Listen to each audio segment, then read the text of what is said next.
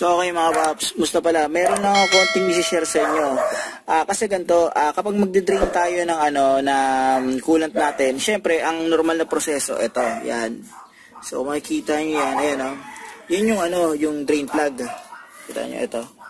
Ayan. So yun yung petcock, yung drain plug sa sa radiator.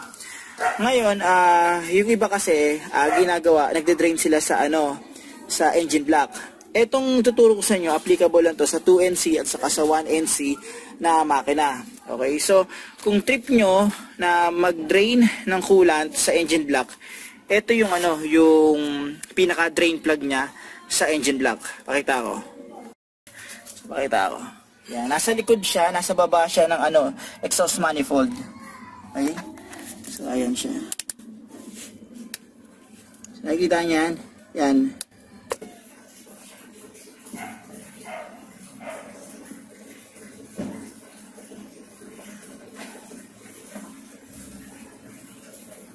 So, yan yung pinaka-drain plug sa engine block ng 1NC at saka 2NC na makina. So, yan mga paps, 10mm yan.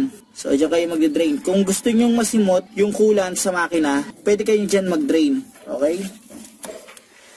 Yan. Okay, so ito para sa Toyota Vios, Yaris na 1NC at saka 2NC na makina.